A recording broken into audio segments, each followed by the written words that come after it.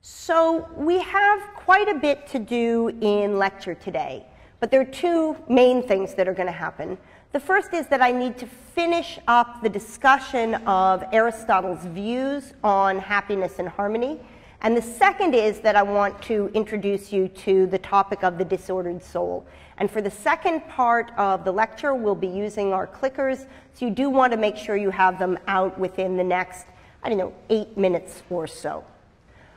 So as you may recall, what we were talking about in the last lecture was this ancient idea that there's a certain sort of thriving that's available to human beings, a certain sort of flourishing, a certain sort of what the Greeks called eudaimonia, available to people whose souls exhibit a certain kind of harmony.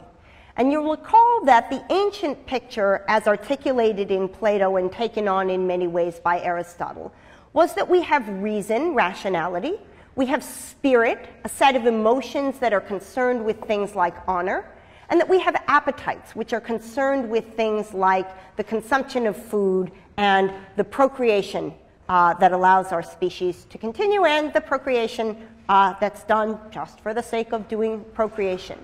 And that the person who is in a position to thrive or flourish is the person whose instincts in the domains of appetites and in the domains of emotions are in line with his or her reflective commitments. That is, somebody who acts automatically in the ways that he or she would like to act reflectively. The person who instinctively sits down and does her reading when she's committed to do her reading. The person who instinctively avoids the chocolate cake when she's presented with the chocolate cake, if that's what she's permitted to do. So what Aristotle tries to do in the segment of the Nicomachean Ethics that we read is to give us a formula, a strategy, a method for getting to the point of having our soul in order. And just to remind you where this fits in the context of his argument, the claim that Aristotle makes is that there's one sort of thing that we pursue for its own sake, and it's exactly the thing that I just referred to. It's this flourishing or eudaimonia. It's this feeling that one is living up to the greatest one can be. And Aristotle points out that the sort of flourishing that we're interested in here is not the gratification that comes from satisfying one's lower appetites. It's not the gratification that comes from satisfying the demands that honor or spirit give us, but rather it's the gratification that comes from making use of our capacity as reflective beings. And he had an argument for that, which I went over at the end of last lecture, which is that for each object there is something that is special about it, something with respect to which it has properties that the rest of the objects in the world don't. And the special function of a human being, says Aristotle, is the expression of reason, the soul's activity that expresses reason in one of the standard translations. So the human good on the Aristotelian picture has got to be the thing about human beings that sets them apart from other sorts of creatures. So other sorts of creatures have the kind of lower appetites that we've described. In fact, almost every biological being seems to have something like what Plato would call an appetitive part of the soul. And it appears that a number of non-human animals also have what Plato and Aristotle would call the spirited part of the soul, at least in some ways. They have emotional connections that seem to be manifest in their behavior.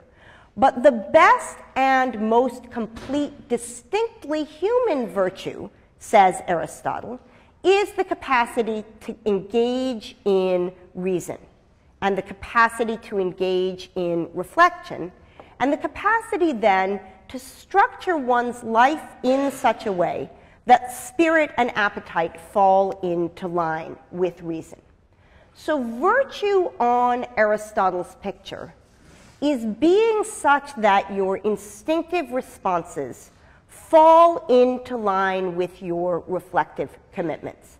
It's being such that what comes to you in moments where you're not paying attention to your behavior is the sort of behavior that you would look back on and say, wow, I'm so glad that in the moment of crisis, what I did was help that child, or what I did was avoided that temptation that would have led me to do something that I would have disavowed. So the question that Aristotle's concerned with in the pages that we read is the question of what that virtue looks like and how that sort of virtue might be cultivated. The virtue, to remind you, is exactly the virtue that Plato calls the virtue of justice. It's the virtue of there being a certain kind of harmony among what they call the parts of the soul, and that harmony being such that it's a harmony we would reflectively endorse. Now I'm going to go relatively quickly through the next two slides, exactly because we're going to come back to this issue in Aristotle 2 more times in the next 3 lectures. In lots of ways, this unit of the course is an attempt to provide an exposition of Aristotle's insight. So this is attempt number 1 to introduce it to you, and you're going to get it twice more. So Aristotle distinguishes between 2 kinds of virtue. There's virtues of thought and virtues of character. Virtues of thought are things that grow through straightforward pedagogical instructions. So it's a virtue of thought to know that 6 times 7 is 42. It's a virtue of thought to know facts about the periodic table, or to know information of a particular kind about the political structures around you. Those are virtues of thought, and the way that virtues of thought are communicated to others and cultivated in others is through a process of traditional pedagogy. But one of the crucial themes of the ancient philosophical tradition is that in addition to virtues of thought, there are what Aristotle calls virtues of character. Virtues of character aren't things that you process rationally and come to acquire as the result of somebody telling them to you. They are things that you process in the spirited and appetitive parts of your soul as the result of a kind of cultivation of habit. Aristotle says of these virtues of character that they arise in us neither by nature nor against nature. What does he mean by that? Well, suppose I were trying to train my glasses to stay in the air when I let go of them. Would I have much success? Right, I'll keep rewarding them every time they stay in the air, and I'll scold them every time they fall on the ground. No matter how many times I try to train my glasses to stay in the air, they will fall to the ground. It is against their nature. It is impossible to change the relation between my glasses and the gravitational force in the world. Aristotle makes the point, speaking of a stone. It's impossible to change the character of the glasses. By contrast, if I take a pumpkin seed and I put it in some soil and I put water in it and I put it out in the sunshine, then even with no intervention on my part, the pumpkin seed will give rise to a pumpkin sprout that will come out of the soil and move towards the sunlight in such a way that eventually it will form a pumpkin plant. So if I plant a pumpkin seed, then by nature, it will become, without my intervention, a pumpkin plant. Virtues of character lie in between what a pumpkin seed does for a pumpkin plant and what trying to train your glasses does given gravity. They arise in us neither by nature, they don't grow out of us naturally in the way that our height grows out of us naturally or our hair grows out of us naturally. Those are things that happen in the due course of things. Nor are they against nature. They aren't like training ourselves to be able to float in the air or to be able to stay up for 72 weeks at a time with no sleep or to do with no food for a decade. Those would be things that are against nature. Virtues of character arise in us neither by nature nor against nature. Rather, we are by nature able to acquire them They are things for which we have the capacity, and they are completed in us through habit. So what does this process of habituation look like? Well, Aristotle points out in one of the most famous quotes in the Nicomachean Ethics that we learn to do things by doing them. We learn a craft, says Aristotle, by producing the same product that we must produce when we have learned it. We learn to be a builder how? By reading a book called How to Build a House. I've read something called How to Put Together a Table by IKEA, and it did not result in a table. What resulted in a table was my excellent 12-year-old son, who obviously is a builder innately, coming and showing me how to put together the table. I thereby learned to be a builder. I become a builder by practicing the art of building. I become a harpist by practicing the art of playing the harp. How many of you play a musical instrument? How many of you learn to play the musical instrument by reading a book called How to Play the Piano but Never Touching the Keyboard? 0 hands. How many of you learn to play the musical instrument by practicing the musical instrument? How many of you learn to become a pianist or harpist or flautist by playing the piano or harp or flute? All right, so Aristotle's point is that the way we become that which we hope to be is acting like that was what we already were. In the same way as we learn to play the piano by playing the piano, we learn to be just by doing just actions. We learn to be temperate by acting in temperate ways. We learn to be brave by doing brave actions. The way that we cultivate habits is first by consciously structuring our lives in such a way that the habit that we wish to cultivate becomes part of our behavioral repertoire, and then doing it over and over again until it doesn't require our concentration anymore. It's exactly like any habitual skill you have ever acquired in the domain of music, in the domain of sports, in any domain where you have first consciously and subsequently instinctively learned to practice a particular pattern of behavior. You have performed the program that Aristotle prescribes for the cultivation of virtue. So we'll come back to this again in a couple of lectures. I want to conclude this section by bringing out to you one of the most famous parts of this section of Aristotle's discussion. So Aristotle points out that there's a danger here. There's a danger to learning to play the piano badly, because the habits that you cultivate when you keep your fingers flat instead of curved are habits that ingrain themselves in your behavior in the same way that good habits do. It's not as if we have an automatic filtering mechanism for practice that says, oh, when I practice, only the good habits will stick and the bad habits won't.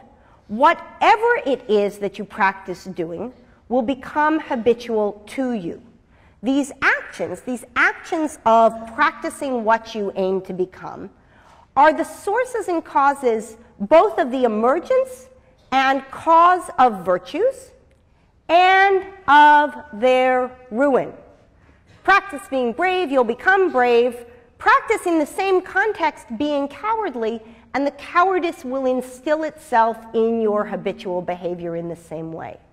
So says Aristotle, for each of these states, we need to attend to the fact that it is possible to do what we're aiming for either too much or too little, and aim for what is famously called the Aristotelian middle way.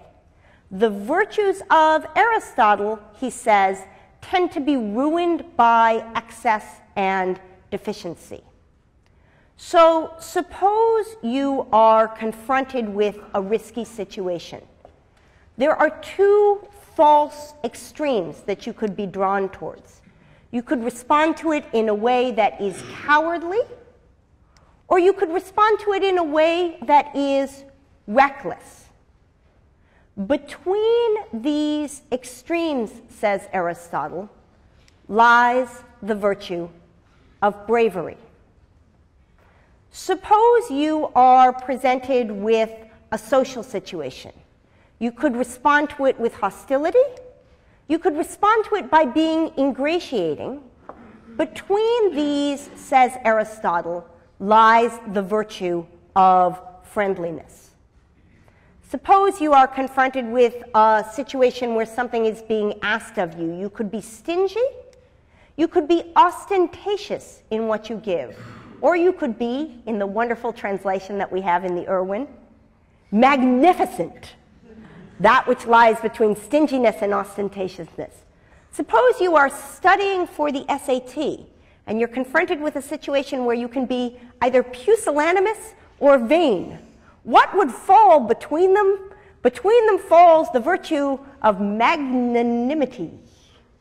Suppose you're confronted with a situation where the possibility is to be either self-deprecating or boastful. Neither is what's called for. What's called for is a truthfulness that lies between them. Suppose you're presented with a joke. You can be either dour or buffoonish, or instead you can be witty. You might be quarrelsome. You might be ingratiating again, or between them you might be friendly. There I have that twice. The general principle here is that there are, with respect to each of the Aristotelian virtues, two extremes, an extreme of deficiency and an extreme of excess. And between them lies what is famously called the Aristotelian mean. So you remember when I showed you that famous Raphael painting from the wall of the School of Athens, where Plato is pointing to the sky, referring to the forms, and Aristotle's hand is in the middle of his body, facing flat. And I said to you there's two ways that that has been interpreted. One is with respect to Aristotle's rejection of Plato's idea of the forms. And the second, I said, is that it's sometimes read as an sort of embodied articulation of Aristotle's idea of the mean. So here, for your pleasure, is Aristotle's idea of the mean. Again, we'll come back to this in 2 lectures. Let me close this section by quoting for you Aristotle's picture of the virtuous circle of habit formation. And right after this is when we're going to need our clickers. So if you don't have them out yet, you should take them out now. Abstaining from pleasures, says Aristotle, makes us become temperate. And once we have become temperate, we're more capable of abstaining from pleasures. It is similar with bravery. Habituation in standing firm in frightening situations makes us become brave. And once we have become brave, we are more capable of standing firm. There is a circle to this kind of practiced behavior. And what we will read 3 classes from now is a contemporary articulation of this idea in the form of something called cognitive behavioral therapy. Okay, so that closes what we were taking from last week's lecture. And what I want to open with and cover in the last 25 minutes or so that we have is the topic for today. So let me just give you the punchline right now. The punchline is this. You remember from the opening pages of Book 2 of Plato's Republic that the character Glaucon poses a challenge to Plato's character Socrates in the form of the claim that behaving justly, behaving in accord with one's reflective commitments, behaving in accord with the norms of morality, is something that we do only for instrumental reasons. There is nothing intrinsically valuable to the ordered soul. Today's lecture is about 2 incredible stories One, the Iliad and the Vietnam War, as read through the writings of Jonathan Shea. Two, the experiments of Stanley Milgram, done here on this campus in the 1960s, both of which give us a window into what human experience looks like in Glaucon's dream world. Glaucon said what we want is to be able to run wild with no consequences to our actions. What we want is to be able to violate the norms of morality. Given the chance, anybody would do that. The stories that Shea and Milgram tell us, the descriptions they give of what human experience is like in these moments where the soul runs amok, suggests that maybe Glaucon is wrong. It suggests that for whatever reason, there appears to be, at least in these domains, a need on the part of human beings for a certain kind of structure and order. And in the absence of that kind of structure and order, the world seems to fall apart. What I want to start by doing in this lecture, however, is by pointing out to you what an unusual time you live in. So could you answer this question? Press 1 if you have served in the military. 2 if you have not served in the military, but you plan or expect to serve in the military. And 3 if you have not served in the military, but you plan and you do not plan or expect to serve. So 1 if you've been in the military, either in the US or in some other country of which you're a citizen. 2 if your plan is at some point in the near future to enroll in active military service. And 3 if you have no plans to do so. Okay. So let's look at the numbers on this. Okay, so it looks like 1% of you have served in the military, like 5% of you have the plan to do so, and like 94% of you have no expectation that military service is something that you will ever do. Next question. Think of the person you know to whom you are closest who served in the military. And let me know whether that's somebody extremely close, a sibling or a best friend. If so, push 1. Somebody relatively close, like your first cousin or a school buddy, somebody that you were on a team with that you feel relatively close to. Or 3, if the closest person you know who served in the military is like a kid from your school or a neighbor or somebody that you don't know very well. And let's see how the numbers come out on this. Okay. So, almost none of you have a sibling or best friend who is in the military. Roughly half of you know somebody reasonably well who is in service.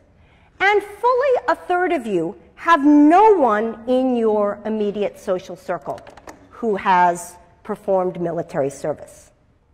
Let's go back a generation. I'm asking you about your father because we need a 1-to-1. If I asked you about both parents, we'd be doubling the sampling set. So of your father, please answer 1 if he served in the military and 2 if he didn't.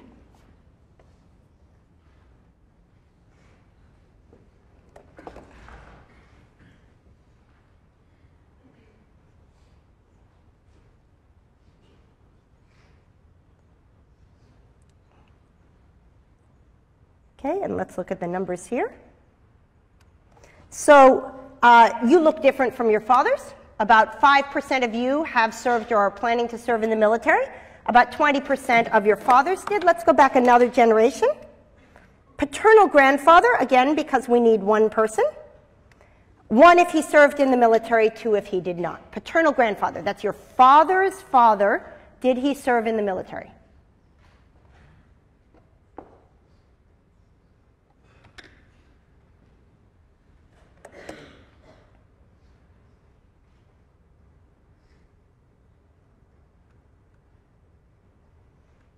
Okay, 54% of your grandfathers served in the military. So we went from 4% in your generation, 20% in your father's generation, 55% in your grandfather's generation. You are living in an extraordinarily unusual time.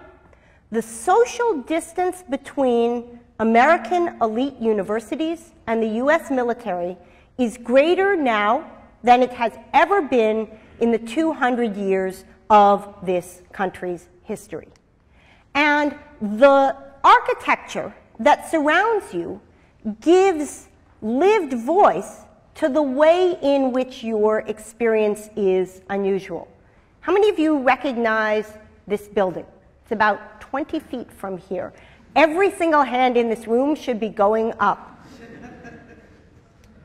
How many of you have looked closely at what that is? So this building, as some of you know, those of you who are Yale tour guides certainly know, is Memorial Hall. It was built in 1901 without this facade here. And at the conclusion of the First World War, during which a huge number of Yale associates died, this addition was constructed. Across the top are the names of battles of the First World War at which Yale men died. And down below is an empty coffin in memory of the men of Yale who, true to her traditions, gave their lives that freedom might not perish from the earth.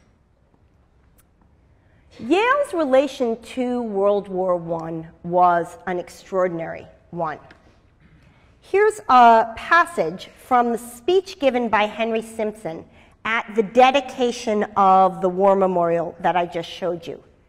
After our entry into the war and the wise adoption by the government of the principle of universal service, Yale gradually became a military training camp and a completely militarized university. Her faculties and laboratories turned their resources entirely over to the arts of war, and nearly all of her remaining scholars became student members of the organized military forces of the United States. Yale maintained one of the foremost artillery schools in America. She carried on a large naval training unit to commission officers for the Navy. She trained officers for the Signal Corps. Her chemists conducted researches for the Chemical Warfare Service. Doctors and assistants were prepared here for the Army hospitals, and a complete Army hospital unit was maintained by the university in France. Practically the entire momentum of this institution of learning was thrown effectively into the scales of war. The relation between elite universities and the military during both the First and Second World Wars was strikingly different than anything any of you have encountered now.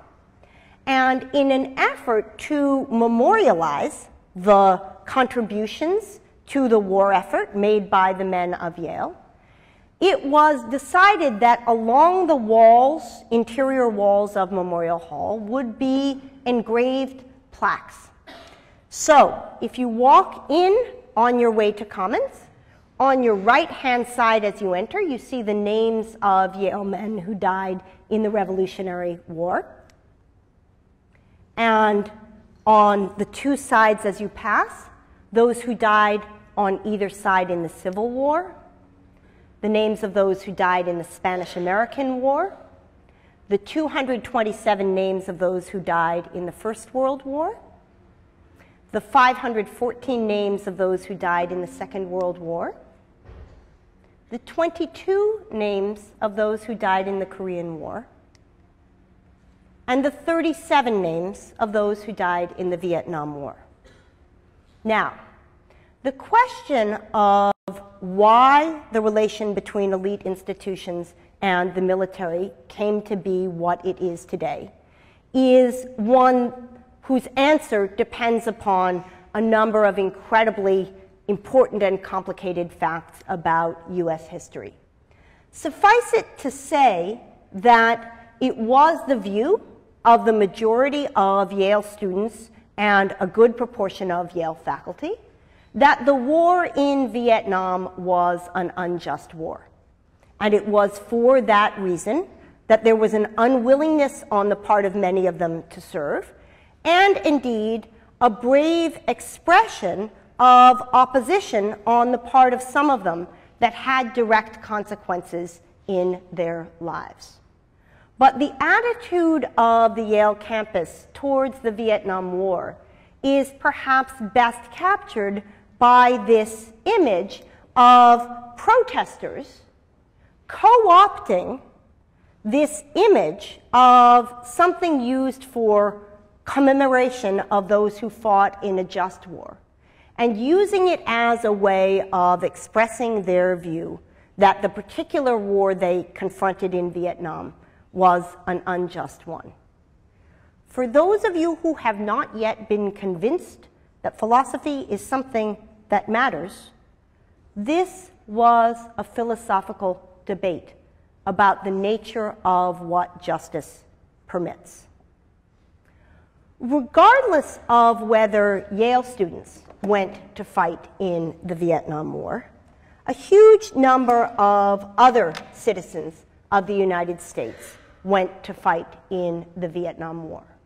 And the work which we read for today by Jonathan Shay is an incredibly powerful reading of their experience that juxtaposes for you quotations from the great ancient description of the subjective experience of war, the founding text in many ways of the Western literary tradition, Homer's Iliad, and the in their own voice experiences of the Vietnam veterans with whom Jonathan Shay works in an effort to help them deal with the stress and the trauma that the war experience produced in them. And Shay's thesis in this book, as you know, is that when a leader destroys the legitimacy of the Army's moral order by betraying what he calls themis, what's right, the order of things, the structure by which we can understand the world as predictable and well-ordered, in so doing, injuries are inflicted on the soldiers that are not physical injuries. They are what Shay calls moral injuries. And these moral injuries arise, he suggests, both in the Iliad, where Homer describes the immediate and devastating consequences on Achilles, first of the feeling of injustice at having had his war prize taken away from him, and then through what Shay calls the berserk behavior that results as the consequence of the death of his friend Patroclus. Now, let me pause and say that in talking about this, we're glossing over many, many things that are problematic about that story. What is it that Achilles is upset about? He's upset about the woman who was given to him as a prize for battle being taken away from him and given to another man. I take it that, for most of you, your conception of what the moral order permits does not include war prizes of that form. And we'll talk more about that when we get to the ethics section. How do we make sense of moral standards that are treated as legitimate in one domain and not in the other? But for the time being, I would like you to bracket here, as we bracketed in the context of most of the ancient texts that we've been reading, that which you find unfamiliar, and focus instead on what you find familiar. The description of Achilles' experience is one that rings true, and it rings true in the same way that the description of the Vietnam soldiers' experience rings true. Shay points out that just as the Iliad is a story of these devastating consequences for Achilles and the other soldiers, so too are the narratives that the Vietnam soldiers provide an instance of something that forces us to see that the consequences go beyond, and here's a quote from the Iliad, the war's loss upon bitter loss, leaving so many dead men, that the consequence is to taint the lives of those who survive it. One of the greatest harms that the Vietnam War appears to have done to a good portion of those who served there, whether voluntarily or involuntarily, is to have produced in them a set of symptoms that some psychiatrists find helpful to describe as post-traumatic stress disorder. And these are symptoms that affect the soldiers, the survivors of trauma, in 3 domains. They affect their actions in the world, they affect their perceptions of the world, and they affect their social experiences. So one of the symptoms of post-traumatic stress disorder is a persistent mobilization of the body and mind for lethal danger, a potential for explosive violence as the result of being constantly on alert. All of you know the experience of being in full focus when you feel yourself to be in danger. It's something that occupies a huge percentage of the body's resources. Everything goes on focusing on being hair trigger responsive. And you can have this in all sorts of domains. You can have it if you're engaged in a video game, which requires you to do an incredibly quick response, or if you feel yourself in some kind of threat situation.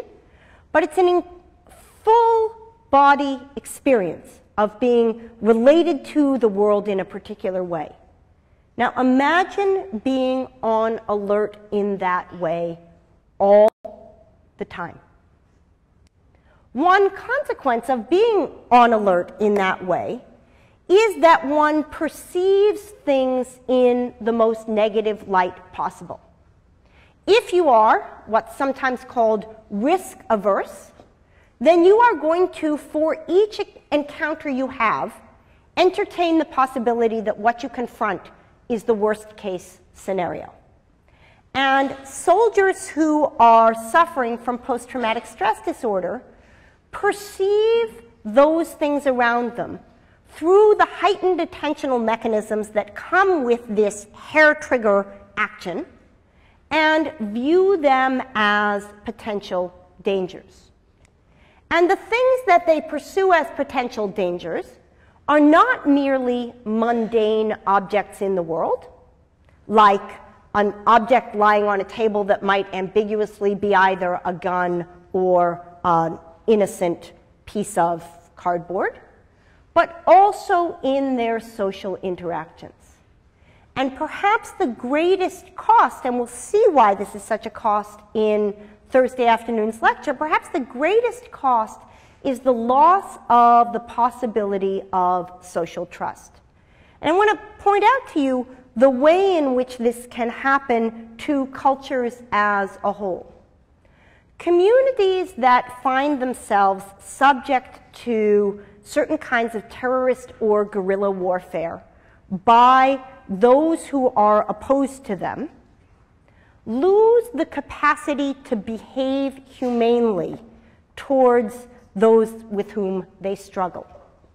If your opponent's strategy is to bring bombs into your country using ambulances, then you will be forced to treat ambulances as suspicious objects. If, as Shea describes in Achilles in Vietnam, a common strategy is to put a baby atop a pile of explosives, then you will be forced through your enemy's actions not to help a needing child. Robbing your enemy of the capacity to behave humanely to you is a strategy that produces a cycle of incredible disorder. Because, of course, it's only a feeling of being cornered with nothing else to do that would lead somebody to take the strategy of using ambulances to carry bombs and so on. The orderliness that governs conventional warfare is a reflection of a certain kind of psychological need. and the disorderliness that is typical of non-conventional warfare, of which Vietnam is an example and terrorism is a second, is something that produces in societies as a whole some kind of approximation of the post-traumatic stress disorder that Shea identifies in the soldiers. So what I want to do now in the last 5 minutes of the lecture is to give you 2 examples from Shea of the phenomenon that he's describing, and then connect it back to Glaucon's challenge. So the Iliad is a tale of meanness, of anger. And the opening passage, which Shea cites from Book 1, and which I had you read for today, is an expression of the indignant rage felt by Achilles at the betrayal of the rules of honor of warfare. And Achilles says, this is actually a quote from Book 16, but it's talking about the earlier moment. Only this bitterness eats at my heart when one man would deprive and shame his equal, taking back his prize by abuse of power. The girl whom the Achaeans chose for me, I won by my own spear. A town with walls I stormed and sacked for her. Then Agamemnon stole her back out of my hands as though I were some vagabond held cheap. It's a violation of the honor code. It's a violation of the rules and expectations with which Achilles entered this war. A town with walls I stormed and sacked for her. I am deprived of her not by the rules of war, but by abuse of power. Here's a soldier in Vietnam expressing much the same thing. Walking point, which is a job that involves basically being at a place in the line of soldiers that's most likely to lead to your being killed through an explosive. Walking point was an extremely dangerous job. The decision who was going to do it was made not fairly, it was made politically.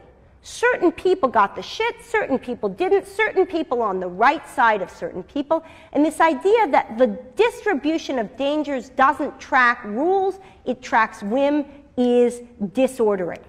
So the result of this, and I talked about this in the last slide already, is a kind of loss of trust, a recognition that ordinary objects, that's the story of the baby on the mines, pose a potential for danger. Nothing is what it seems.